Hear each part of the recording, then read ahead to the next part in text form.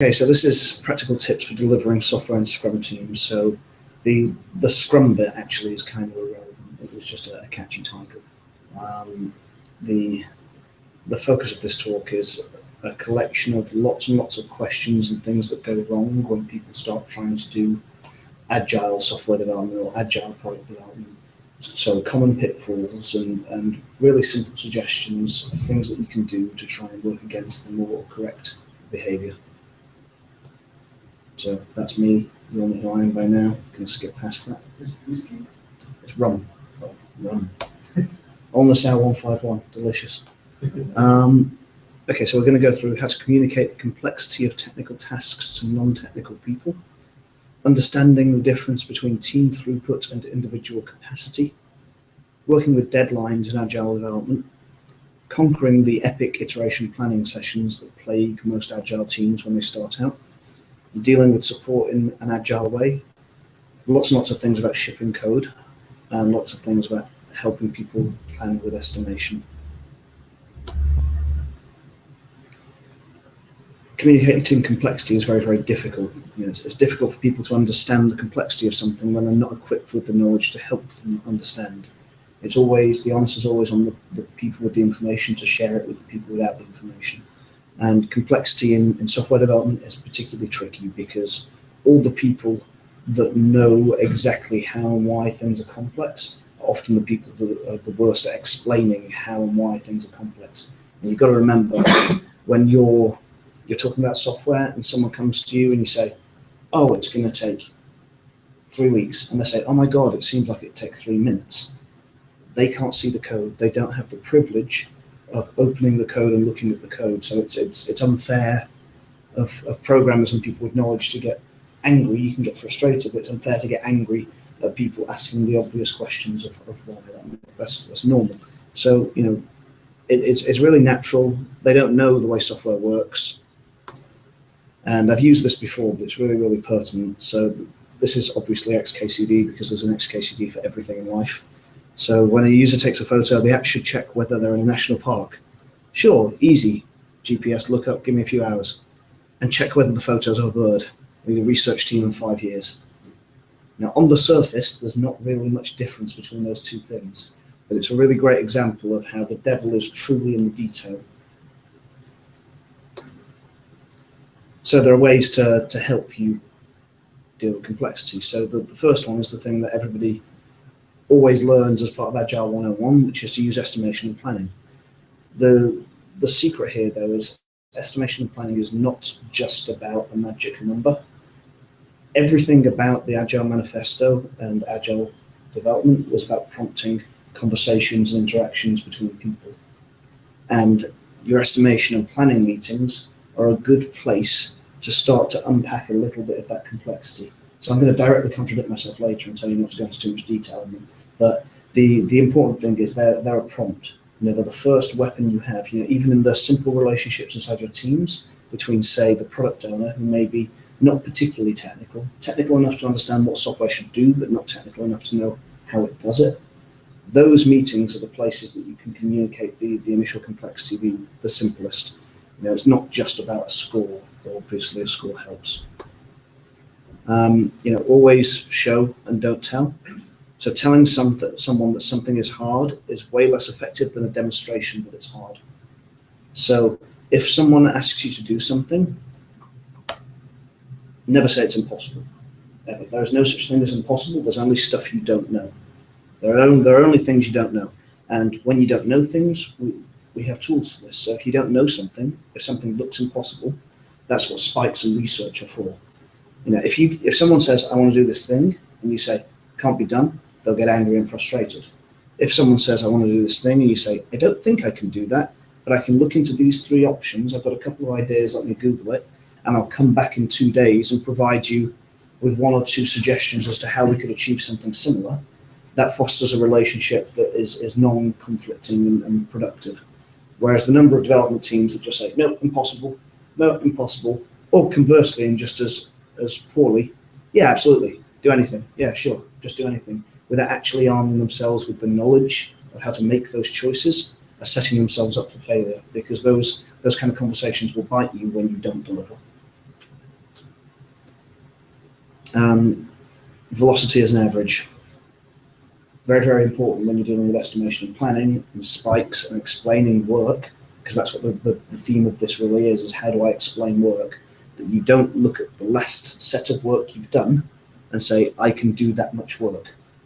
Completely inappropriate. Velocity as an average, because take this as an example. Say you really mess up sprint A, sprint 1, and you deliver 0 points out of a projected 30. Sprint 2, you complete all those features on day 1 because you almost made it in sprint 1, and you do another 30. So sprint 1, 0 points. Sprint 2, 60 points. 60 is not what you're capable of achieving. And the number of teams that make that mistake over and over again by riding off the glory of the last success they had. Oh, we did this much when we were at our absolute peak with a fair wind, with loads of work left over. We can definitely do that every time. All you're doing there is setting yourself up for absolute failure from the start. You're not going to win. So don't make those mistakes. Make sure, and especially as developers and people that work on those teams, if a product owner or a product manager is trying to overcommit you, always bring it back to facts. Facts are important. And likewise, your product owner should be the champion of making sure that you only do both work at a sustainable pace, and secondly, the kind of work that you can be expected to deliver, because overpromising never benefits anybody at all. All you're doing when you overpromise is deferring the pain. Making scary things smaller. It's a very, very small creature, made very, very big. Sometimes it's impossible to communicate the complexity of large, terrifying tasks, so divide and conquer. And this is one of the key failings of teams in planning meetings, that you'll pull a big story and go, oh yeah, hard, yeah, like 12-pointer. Okay, so no point scale is comparable from team to team, but once you're in double digits, you're in pretty scary territory. If you seriously think you can't break a 12-point story with loads of acceptance criteria and 4 or 5 different things into smaller chunks, you're distinctly mistaken. And you should do the very, very best you can to take any story and break it down to the smallest possible deliverable, testable unit of work. It might not mean that that's a user-facing feature, but it means that you can guarantee throughput and ship into production. And whilst the ultimate measure of success is building software and features that people use, shipping small inert pieces of code to build your way up to that de-risks the eventual delivery of large pieces of software that people use. So always optimize for doing the small things. I mean, personally, I don't like biting off on my own projects any particular story that will take me more than half a day. Like that's the level of granularity that I try and get it down to. Like if I can see it and test it in some way, I'll take it. And it might involve you changing the way that you test things or building test harnesses to demonstrate portions of infrastructure or little bits of code in a demo scenario to say, look, this works. I've proved it works. Now I can build on it. Always make things smaller. Team throughput versus individual capacity. So optimizing for a single developer throughput is a waste. You need to optimize for team throughput. Very, very simply, because you're only ever as fast as your slowest part, which was the pun behind the image there. That car isn't going like a car, it's going like a horse. So software is actually a relay, not a sprint. We keep on using the word sprint, but sprint is entirely empowering to the single individual running as fast as he humanly can to a finish line. In reality, software is the union of communications between people and the deliveries out of those things. There's no value in having that one rock star that can do anything if you can't ship it, or if you can't explain to the 10 other guys on the team what he's doing. It doesn't help. Communication is very, very important. So always think relay. It's the devil's in the detail, and much like in a relay, the interchange between 2 team members is the bit that is most likely to conflict and go wrong. Running is easy, right? So you do succeed and fail together completely. That was the only 3-legged race picture I could find that wasn't from a children's fair, which felt a bit weird. So you need to be a T-shaped person. And whilst obviously that's Mr. T, what I mean by T-shaped person is this. So this is quite an interesting diagram because it has a little bit of history behind it. So the Valve software handbook. So Valve are a big video game developer. They also make Steam, the biggest digital storefront for video games in the world. And they have this handbook, their employee handbook, that leaked. And this is about 4 or 5 pages into it. It's a really good read. PDFs flying around the internet. So the concept of a T-shaped employee is someone with a strong core competency who is willing to do lots and lots of other things. So they have lots of other little skills that they can exercise. So in the case of, I think in this particular example, it's a machine gunner from Team Fortress 2. So his core competency is heavy weaponry. But he's also big and can charge, and he can kill people and other kinds of stuff. So he's a T-shaped person, that heavy gunner. But in practice, this really applies to good functioning teams. I would expect developers to be able to maybe write a little bit because, maybe they end up pasting copy around a lot, and it's good for them to have that keen eye, and they'll notice when someone puts a sentence in that doesn't make sense, not so they can change it, but so they can have that little moment of, I'm not sure about that, I need to ask the question. Or maybe we're talking about designers who dabble in code, so that they design with the empathy for the way that their designs will be translated into working, usable products. So having these little branches of core competency, around your core competency even, is really, really important. Don't just do one thing. It's that really famous Robert Heinlein Starship Troopers related quote of specialization is for insects. Don't be a specialist. Be a really good generalist. And make sure you reinforce that when you're hiring. So hire people who are better than you. Like hire people who you would take direction from, or who you could see yourself taking direction from if they had sufficient knowledge. The really super, super important, because the way you hire staff dictates your success. A team is made up by people, right? It's just made up by people. If you don't have the right people, it's never going to work. Personally, that's the hardest thing. It's very, very easy. There's some psychological principle where they give it a name, but people tend to hire people that keep them in a holding pattern. So you should, if you're meeting someone and you're like, yes, he's good, but I'm hiring him for a senior role, and yeah, I kind of know everything he does. He's not bringing anything. You really need to push yourselves. And because we work as a team, we need to focus on completion. So this is where the T-shaped person thing really comes into effect. So don't start any more work until you finish the last thing you were doing. But finished doesn't necessarily mean the last thing you were physically hands-on working on. In software development with the interchange of people, maybe somebody else is working on the last thing you were working on. But focusing on the whole team's throughput, to touch back on that theme, over individual contribution is the most important. Because if your slowest part is too slow, you can do the best work in the world, but it'll never get out. It's not worth it. So, and really, really practically there, I mean, volunteer to help the QAs test, for instance. If they have too much on, obviously don't necessarily test your own stuff, but if they've got a huge backlog because there's less of them than there are you, and you're moving towards release date, and you have the choice of either pulling in more features or helping clear the stuff that you've committed to, always prefer completion. And yeah, it involves a little bit of bending roles and responsibilities, but that's okay. We're all adults. We can do that with communication. We don't need to ask for permission. And I would hate to do that jigsaw puzzle. So basically, be helpful if it leads to success. Always be helpful. Try and help all the time, everybody. And that can even be as much as sending suggestions to things, helping the product managers write stories. Maybe if you've got a bit of downtime, doing a little bit of research that someone else is going to pick up. Obviously, communication is key, all the way back to the Agile Manifesto. People over tools, communication over processes. And eventually, always under promise and over deliver. Much, much better to say you're going to do 2 things and do 2 things reliably and consistently than say you're going to do 100 things and still only do 2 things. You did the same amount of stuff, but by saying that you're going to do 100 things and only give someone 2 things, they're going to leave disappointed.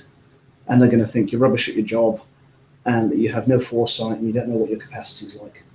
Whereas if you say to and give them to, actually people can work with that. People can plan around predictable pace. And that's really what the whole Scrum thing is meant to give you, a predictable, stable velocity. It's not about beating your score every time. It's not a video game. It's about doing the same thing with finesse and quality. And those are Amazon's new drones. So yes, favour predictability, and that's a maglev train. Working with deadlines. So deadlines are funny in the way that they fit into Agile, because they don't. They really, really don't, and people insist on using them. A deadline is always a compromise. If you fix time, quality and cost are the only two levers you have left to work with. So if you fix time, you can add more money to get more capacity, and that only scales up to a certain amount. Or you can do worse work, be more flippant, let things be a bit more crashy, ignore the edge cases and fill in the time. So, it's a compromise, and it's difficult. So the only ways you can really deal with people that insist on giving you hard deadlines is to be really, really honest, and it'll be really difficult and awkward. Now, honestly, speak the truth. Say no at the earliest possible moment. Be candid. We cannot make this. If you know on day one that it's impossible, say on day one that it's impossible, and then say it on day 2, day 3, day 4, day 5, just to make sure that when it all comes back around, and it will when you inevitably miss the deadline, that you can always say that you were clear. Nobody in their right mind in any business, even though they may try, can give you a deadline. You say it will not be possible, and then they can claim surprise when it didn't happen. So the ideal situation is if you're repeatedly candid. The person that's handed out the deadline says, okay, let's let this be the start of a conversation. Here is a negotiation, here is compromise. So this point in time is fixed. Can we remove scope? Can we remove features? Can we make it work in a different way? If the deadline can't move, you have to compromise. Otherwise, remove the deadline. So in my very first job, I worked with this excellent guy, and he gave me one perfect piece of advice about deadlines, which is the worst thing that can ever happen if you don't work overtime when you miss deadlines, is that some guy with a lot of money makes a little bit less money that week. Now, deadlines are mostly fiction. They're almost always fiction. The hard physical limit stuff, unless you're building heart monitors or hospital tools or things, it kind of doesn't matter. This is an interesting tip. A lot of people will measure velocity in burn down charts. So the thing that a burn down chart never captures, it only ever captures what you promised and how close you are to getting there. It doesn't capture change in scope at all. And the great thing about burn up, and that they're exactly the same, you just flip the chart upside down. So a burn up chart shows you how close you are to your initial target, but also if someone adds scope, you can capture the change in scope on the burn up. And really, if you're doing sprint-based or iteration-based work, the idea is that you keep your scope reasonably fixed. So burn-ups will show you where you're failing there, or where you need to adjust your expectations. If you're repeatedly exceeding the lines and the expectations you set, yes, actually you're under-promising. That might be okay, you might be able to use that time for other stuff, but it might mean you can actually say, come on guys, you can set us a bit more work and we'll be okay. On the flip side, if people keep on setting extra scope and you're not even hitting the velocity or your promises, then again, that's the prompt for conversation. So all these tools are things that you can use in conversation. As an aside, I wouldn't ever really recommend marketing velocity as a metric. I don't think it's particularly useful, because I think it's very, very easy, once you're a couple of layers abstracted away from the teams, to mistake velocity as being equivalent between teams, and they're absolutely not. Measurements only work for the people that are involved in measuring. So if you're not going to make it, say it. Say it again, say it until someone listens, scream it from the top of the buildings. If people still persist, then you're in a pretty dangerous place. So here's an interesting tip. Don't do deadlines. Just don't do them. What do they give you?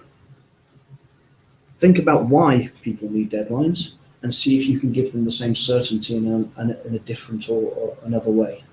So to use a meaningful example, so say you need to deliver 4 features for a certain date. Fine, that's realistic. So you've got a new customer joining who needs these 4 features. It's real practical deadline-y stuff. What the people above you may be eager to say is, well, we need the whole project done for that time. Actually, you only need 4 features. So if you start breaking things down into that, okay, what do we actually need? What does the deadline mean? Why is the deadline there? You can do a little bit of root cause analysis. So the root cause analysis game, the 5 whys, very, very simple. Ask why 5 times. We have a deadline here. Why? Because we've got a new client coming on, they need these 4 features. Okay, why do they need these 4 features? Oh, because their development team is going to build this thing that integrates with them. Okay, why do they need them 4 at once? Well, actually, they just want to see documentation. Right, well, we could potentially give them some documentation, and then that deadline is a little bit gentler, and we can stub some stuff out, and we can help them through. And now we can actually make a revised schedule. This now works all of a sudden. You don't need the deadline to get you there. Deadlines are the aggressive stick to the carrot of doing good work. Also, don't do projects. So projects and deadlines reinforce this pattern and this line of thinking that software is ever done. Software is never done. Software is done the moment that you shut up shop and turn it off. It's just a continual battle between buggy enough and good enough and useful enough. And that's fine. It's fine. It's reality. And I think one of the core things around Agile is everything is about really reflecting reality more than making some stuff up. So don't forget projects. Just think, well, we're shipping features that people use. Great. Are people using them? Fine. Cool. Let's continue. Think about products rather than projects. Products that evolve and have feature sets and change over time. Nothing more. Whereas projects have deadlines and big hard budgets and end dates. It opens a whole can of worms when you start thinking about not doing projects, because people say, oh, well, how do we account for this? How do we budget for it? And I've had some really interesting conversations with people who have tried doing incremental budgeting as well.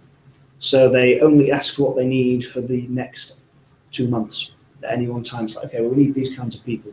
Obviously, the financial people at the top will forecast that forward, but you can actually ask for less if you have less work on specific projects. And people always love spending money, so let the money ebb and flow with the work you're doing and the capacity. It's quite a nice idea. I've heard of 2 companies that do it and it works for them, but I think it's quite a contentious thing because it involves a lot of buy-in from the people that really are paying the bills at the end of the day. So always, always, always avoid epic iteration planning. Always avoid it. So epic iteration planning leaves you looking like this. So I don't know about you guys, like, do your teams tend to spend over 2 hours in iteration planning, backlog grooming? 2 hours, 3 hours? Yeah, some all day ones. I've seen iteration plannings in this building that have taken a day, more or less, really, with a little bit of a break for peeing and lunch. And everybody looks like that at the end. It's exhausting. It's completely demoralizing. And you leave the first day, your day of ceremony and your iteration, and all you think is, screw this. I really can't be bothered. I've talked about this to death now. I could have done it in the time we spent in there talking about it. And that's really valid. Okay? So the number 1 tip is absolutely don't dwell on detail in iteration planning. You need just enough conversation to be able to estimate. Nothing more, nothing, just enough.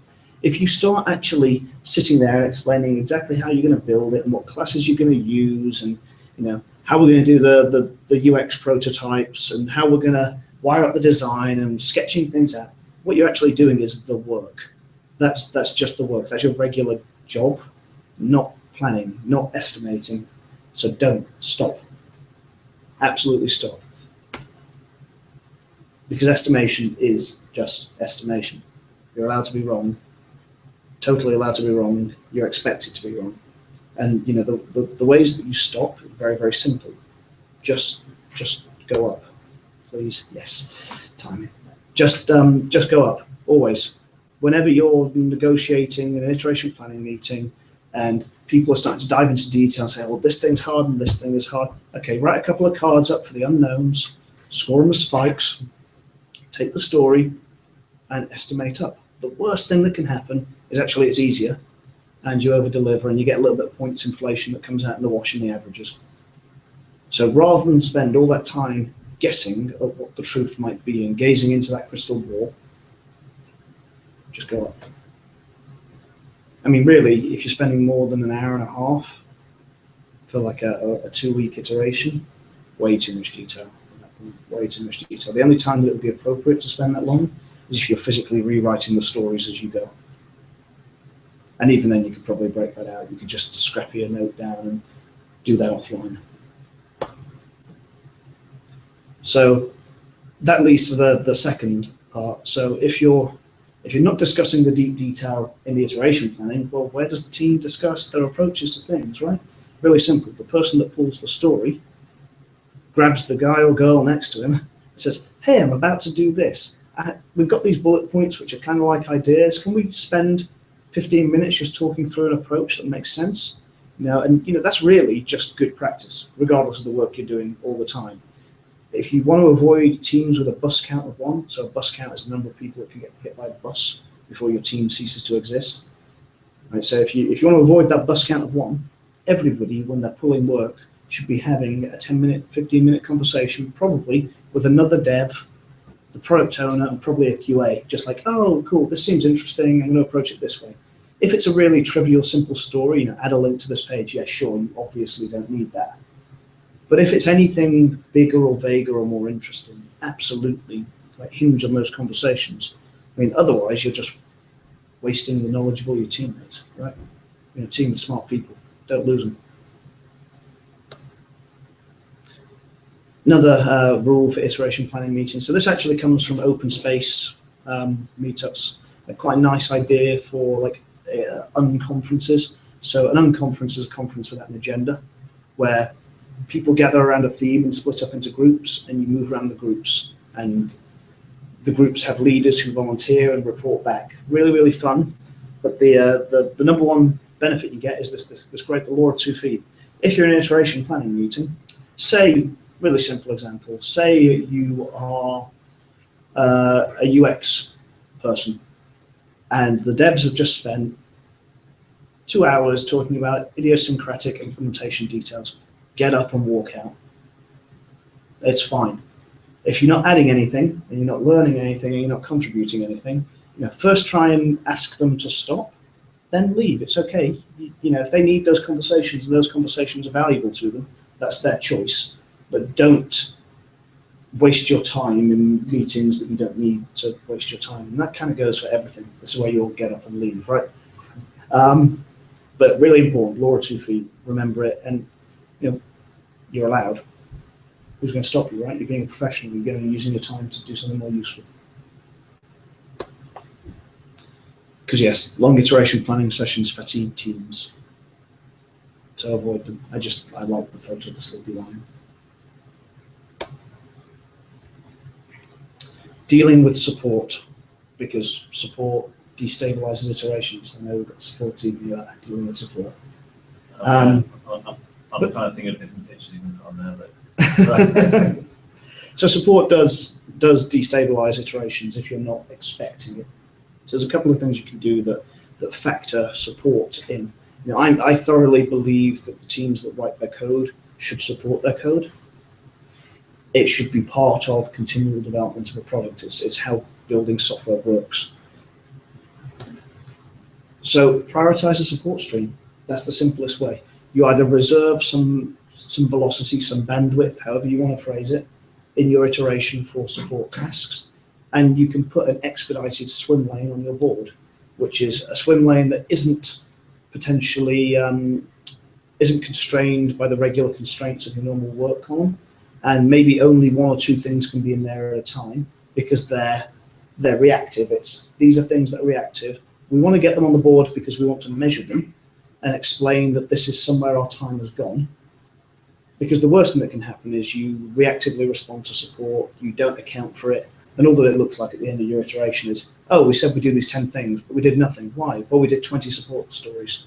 But where are they? Well, we just kind of did them as they came in.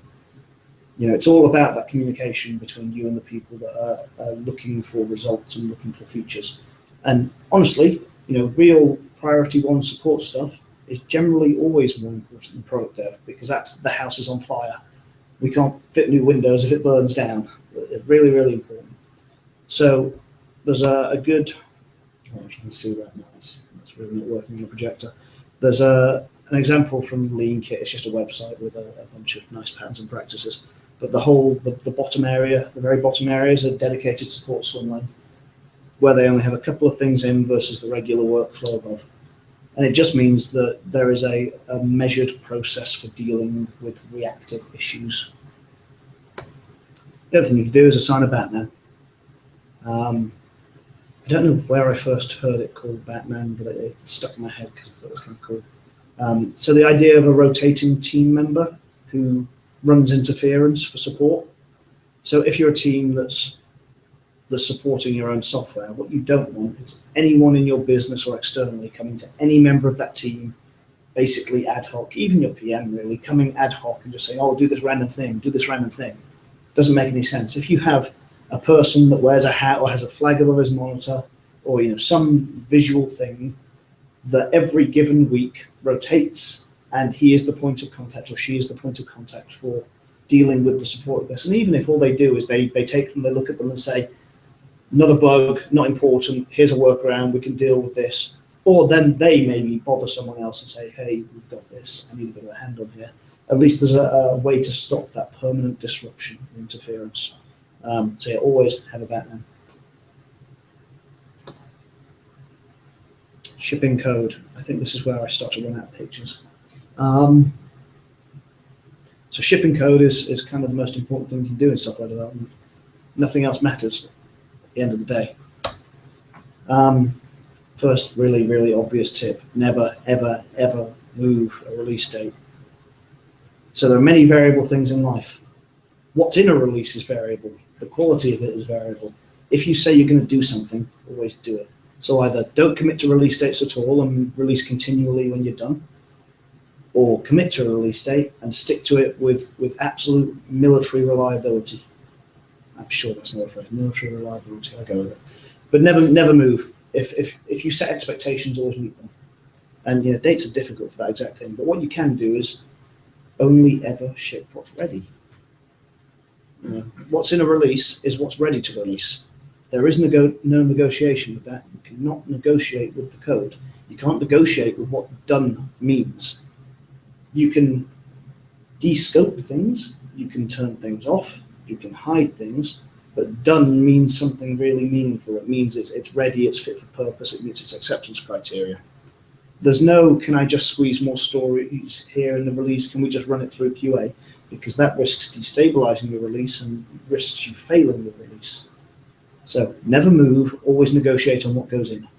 And what goes in is what's ready at the time you want to release. Obviously, stuff that isn't ready can't get in. So to do that, you can use feature toggles in your code. So much rather turn off features, make things inert, than go through source control and revert commits and all this kinds of stuff. That stuff is risky and can destabilize things like regressions. You just want to be able to turn off features feature by feature. It's generally quite good practice if you're building new features to by default, just build feature toggles around them at the start. Just do it. Just have them there by default. When the feature is stable, you're never going to want to turn it off, take them out. Nice and simple. Also, practice actual continuous integration and not feature isolation.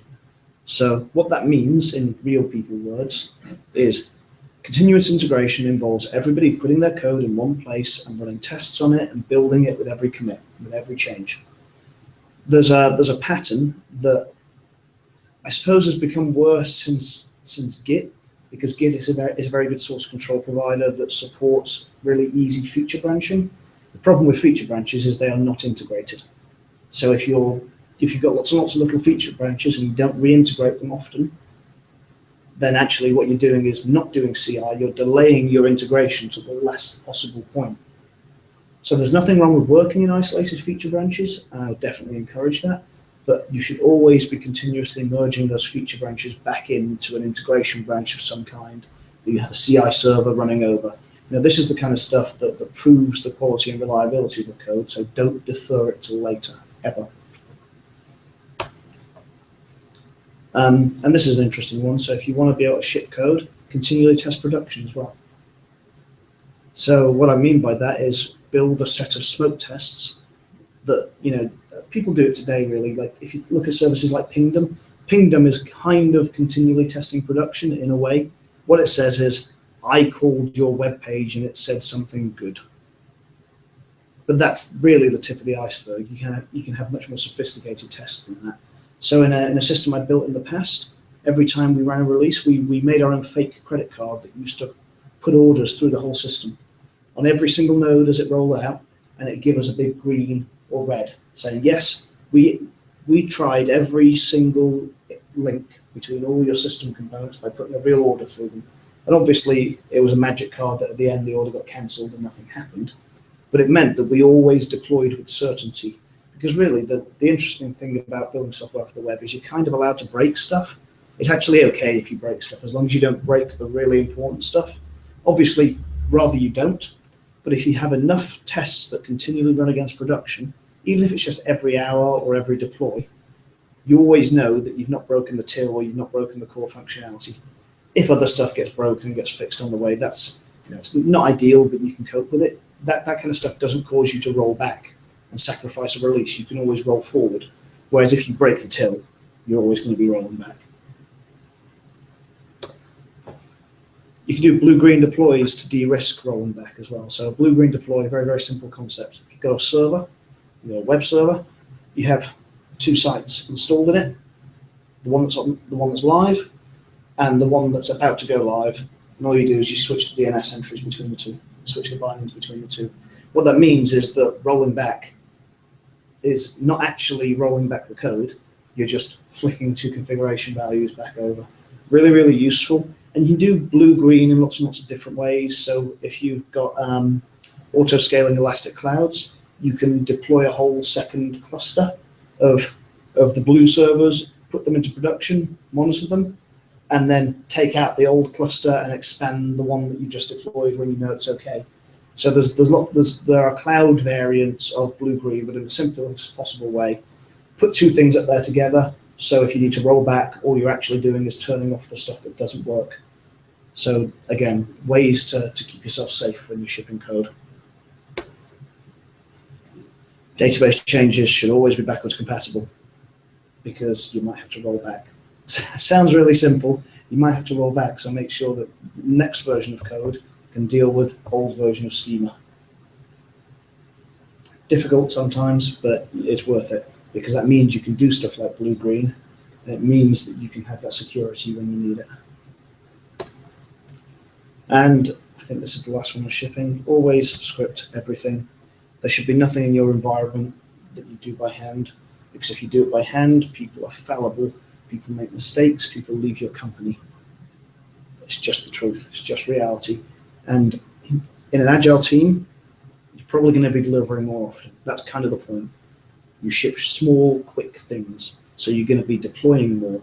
So if your deployments take days and days to do, it's never going to work, right? It's just never going to work. So if there's manual stuff, eradicate it. And that goes for every ops person, everyone doing any dev work at all.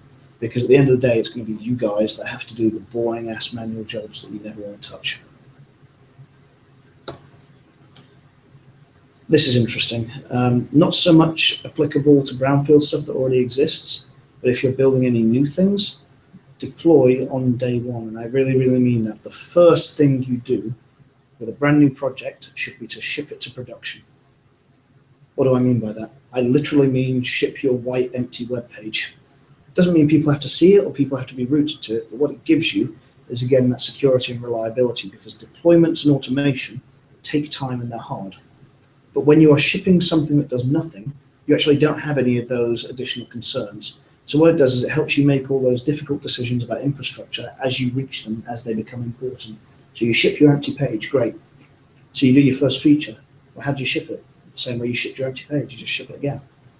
So by getting all that stuff nailed on day one, you're not going to fall into this trap of not knowing how to deploy. It becomes a first-class citizen. It becomes the first thing you do, and it's just as important as putting your software in source control or doing a wireframe. It's that order of magnitude important.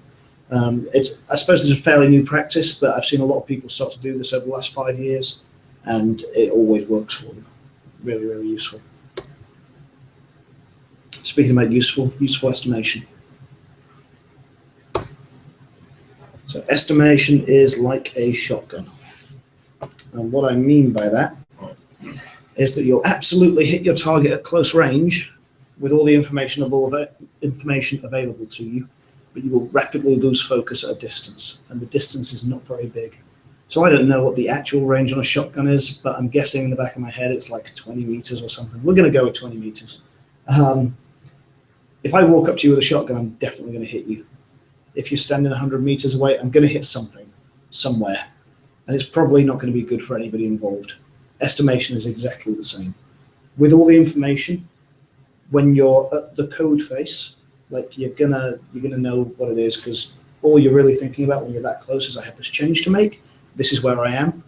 What things do I have to write to get between those two places? If I say, imagine this whole system we've been talking about exists and it's 12 months' time. Now I want you to add an extra feature to this massive system that exists. How on earth do you estimate that? You don't. It's completely impossible. And it's absurd to ask anyone to do that. And people often draw parallels with, tradesmen, plumbers. Plumbers can estimate how long it'll take to put a toilet in a house they've never seen before.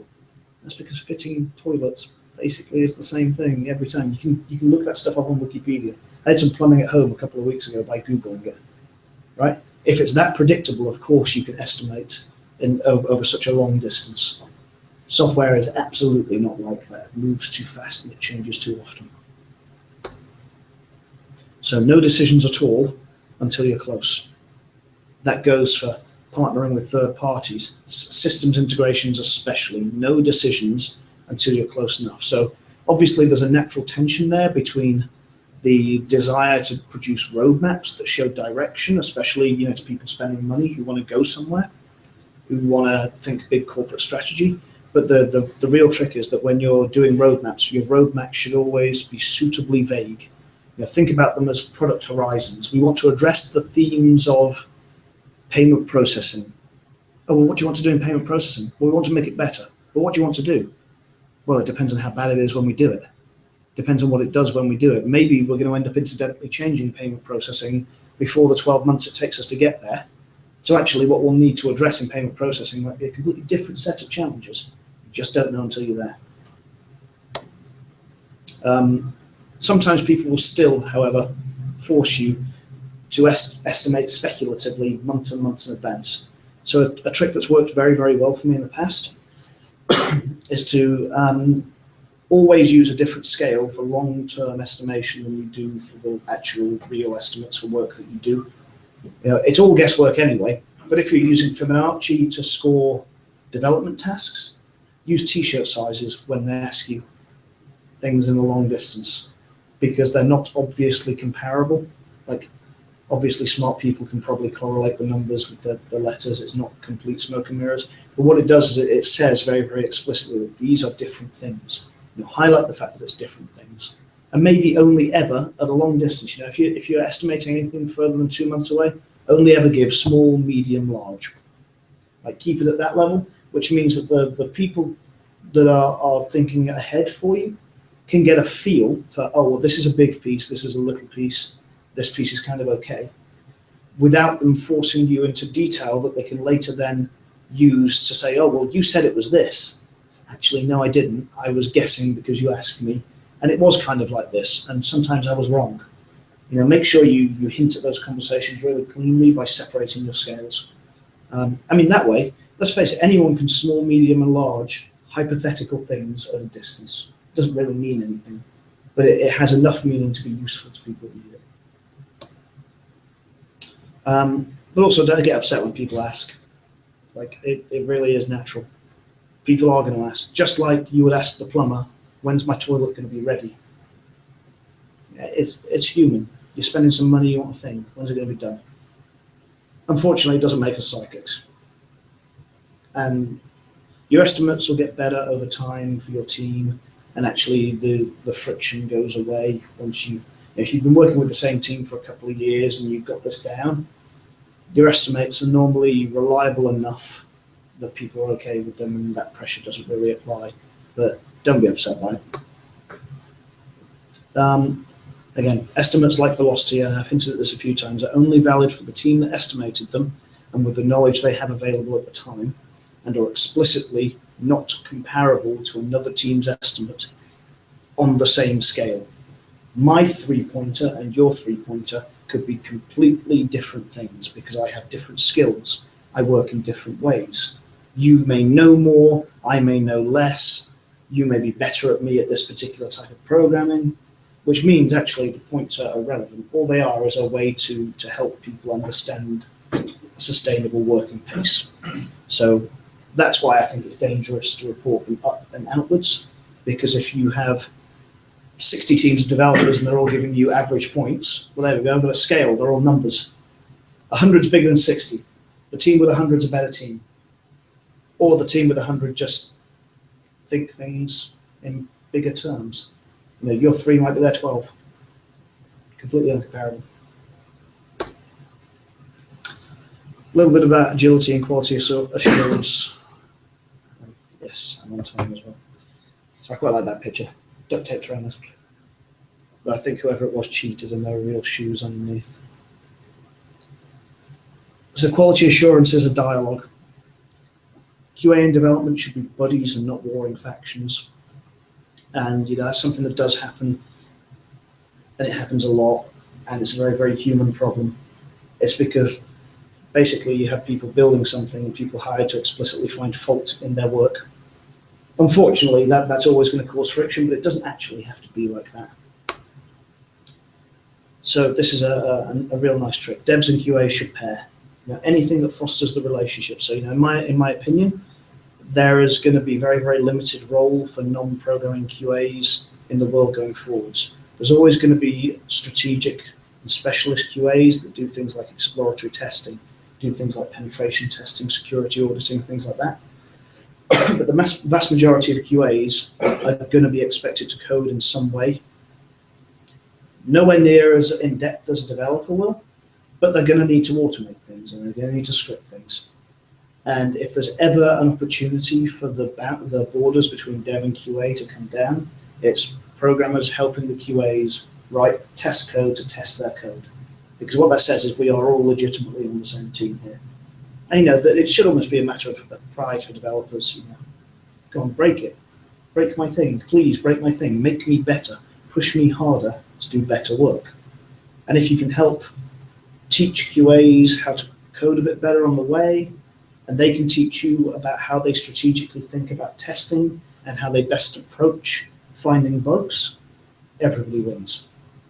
And I'd rather that than two people that sit on the other side of a metaphorical wall flinging bricks at each other. Again, interactions over tools. I think that's always been the key with all the teams I've worked with where dev and QA were a dysfunctional family. Normally, actually taking away the Jira thing and taking away the email was the best way to have people work together. It's really, really easy to be passive aggressive on a computer. Really super easy. The internet's like one big science experiment showing how easy it is to be passive aggressive on the internet. But actually, if you go and demo to your QAs when you finish a story and let them do a quick sanity check with you sitting there, you might find they do it, they go, yeah, cool, sign that off. You save a load of time, your work doesn't get in a queue, and you gain a working relationship. And I really, really, really wish all devs and QAs in the entire universe would work that way. And on the QA side of things, there's an equal little set of compromise, which is what's a defect or should not be driven by, should be driven by acceptance criteria and conversations. So unfortunately, QA should be involved in stories from the start, not just at the end. What's acceptable isn't actually a matter of opinion. It's the choice of the product. It's not what the QA thinks is acceptable or unacceptable. It's the decision of the team, and ultimately the product owner, the product manager have the deciding vote in what's a bug and what they're happy to ship with. All software has bugs. You will ship with them. It's okay. It's cool. You and everybody else. So some of the biggest dysfunction I've seen in those kind of teams is where the QAs take such passion and pride in their work that they become obstinate around, oh, well, we can never let that out. We can never let that thing onto production. Hey, wait a second. How many people are going to be affected? Oh, everybody that uses Internet Explorer 3. So one person. Okay. How about we send them a computer? Oh, yeah, I guess that'd work. It's always got to be a dialogue. It's always going to be a compromise. So if there's anything to take away from this, it's that all the photos were shamelessly stolen from Google image search. So thank you, strangers on the internet, for all the photos. And that you should all talk more, all the time. It's all about communication. Talk more, be responsible, be honest.